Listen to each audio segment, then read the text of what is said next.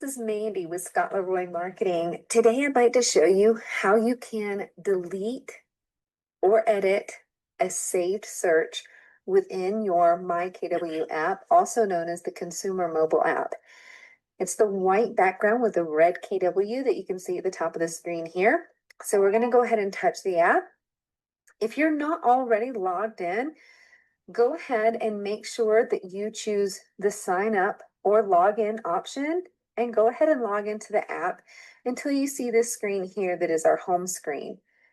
Once here, you can touch the heart down at the very bottom, choose saved searches at the top, and this will show you your currently created saved searches. Now, if the saved search was created within the KW app itself, you will have the ability to edit and or delete them by touching the three dots at the top right of the saved search.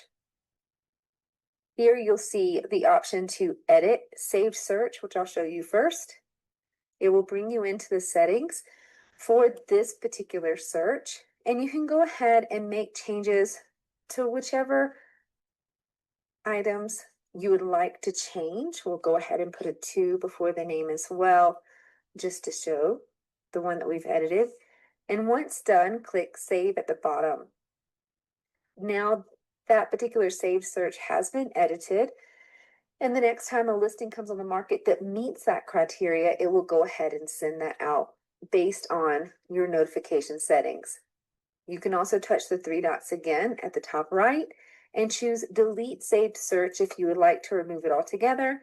And then you can click Delete, and it will remove that saved search from your MyKW app. If you have any questions about this or run into any issues, you can always reach out to us via email. That email address is support@scottleroymarketing.com, and we'll be happy to help. Thanks for watching.